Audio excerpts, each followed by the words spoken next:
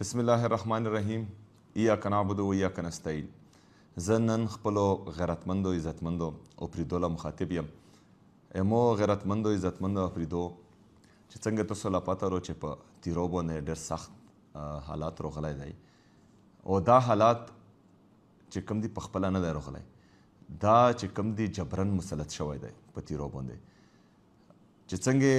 تاسو لا پته ورو چې کله رژیم چینج اپریشن وشو چې د عمران خان صاحب یو جمهوري حکومت وغورځېدو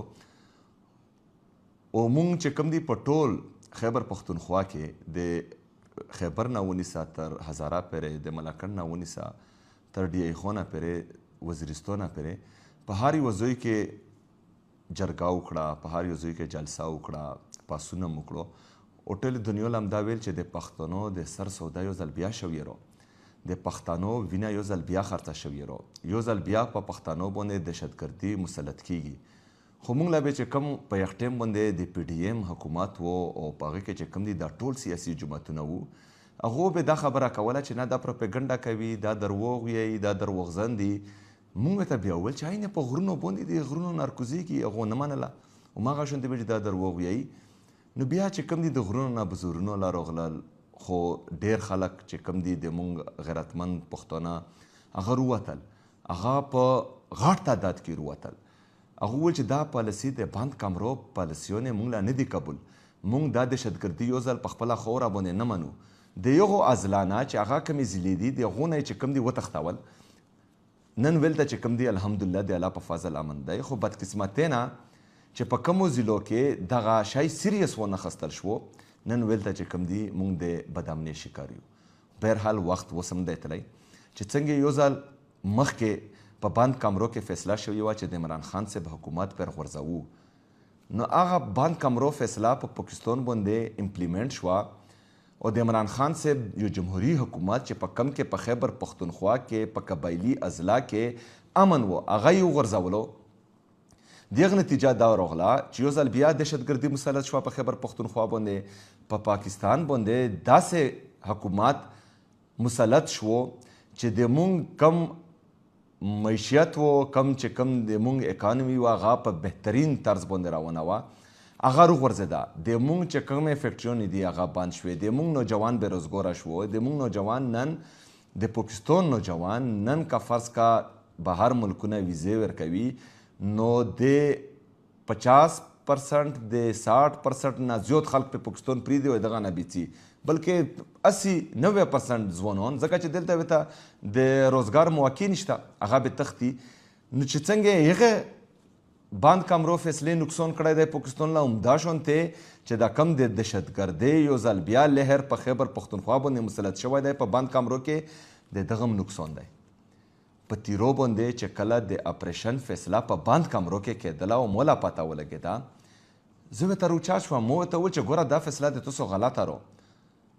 که یو 22 ملیټري اپریشن فوجي اپریشن یې تاسو کړي دي، د هغو څه نتیجه راوتې وي، د هغو سره چې کوم دي امن راغلی وي، نو ټیک ته یو بله موکه چې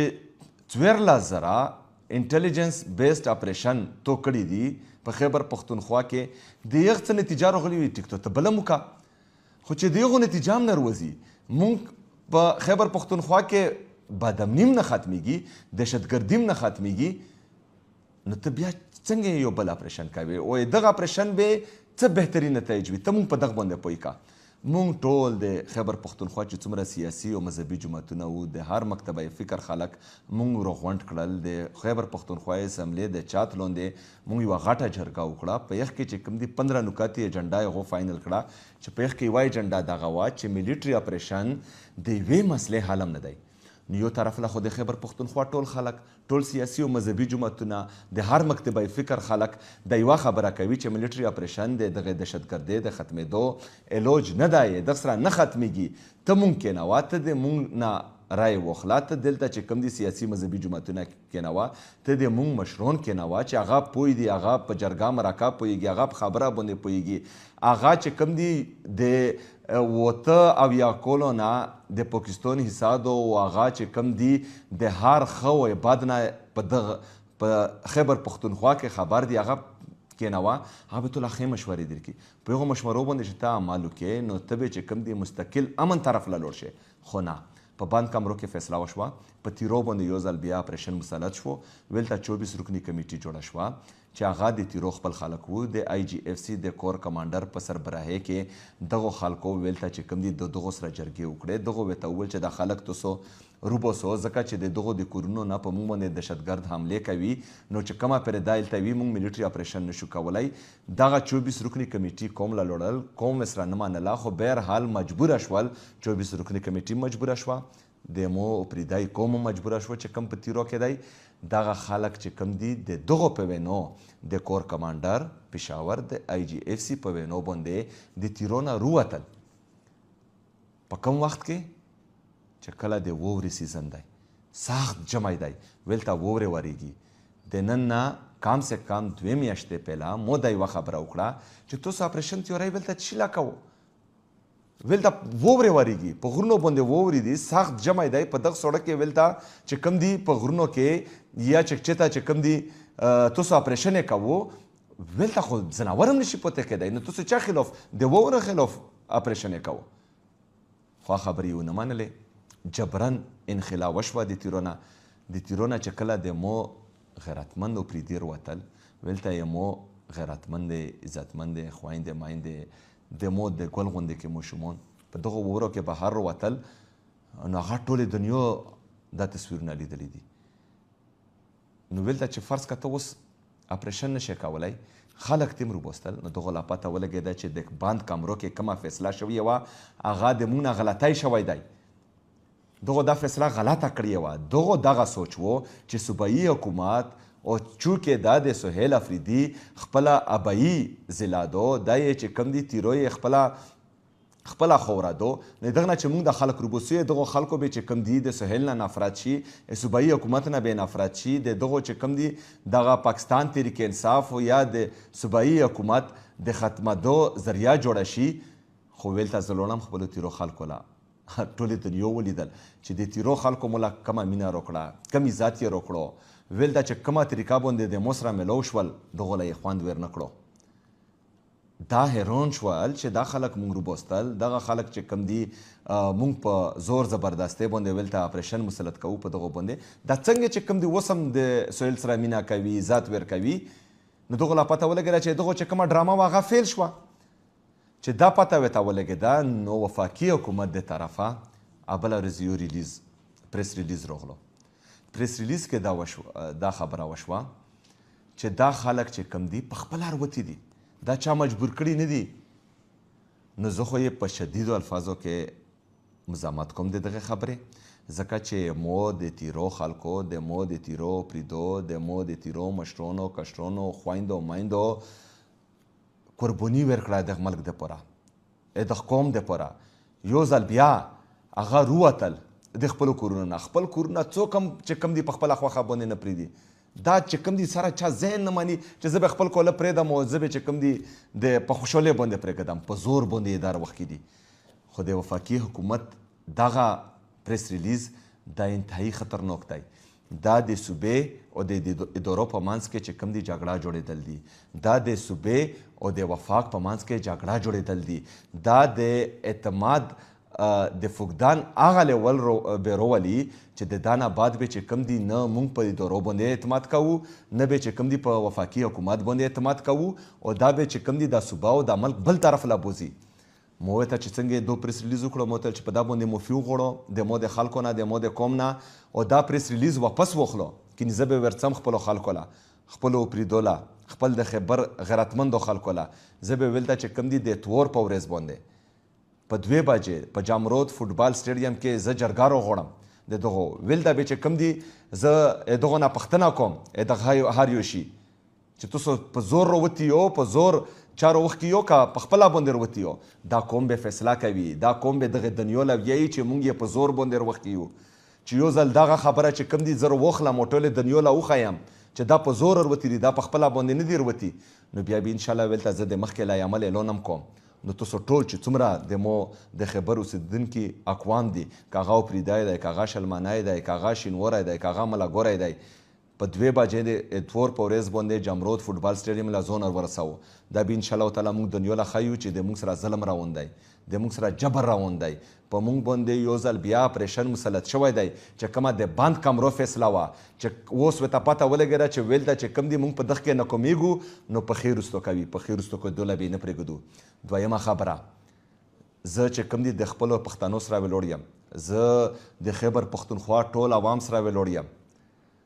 ځکه چې د مو خیبر پښتونخوا لیبارټري نه ده چې هر یو سړی به ارڅي خپلې فیصلې به کوي، بند کمرو فیصلې به په موږ باندې مسلط کوي، خپلې تجربې به کوي. دا څه لیبارټري ده؟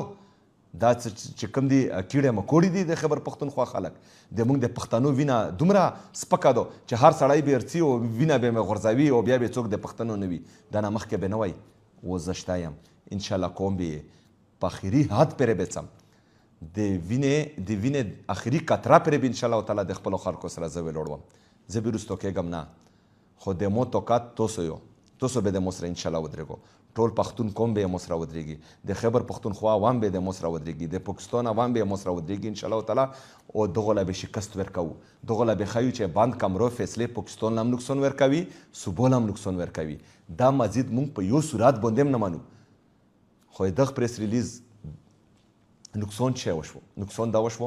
چې دا 24 رکنی کمیټي چې کومه د آی جی اف سی او د کور کمانډر په سربراهۍ کې جوړه شوې وه، چې کومو جرګې شوي دي، دغو سره میټینګونه شوي دي، دغو سره وعدې شوي دي 24 رکنی کمیټې سره. یو خو دغه پریس ریلیز سره د کور کمانډر آی جی اف سی اعتماد بالکل زیرو شو.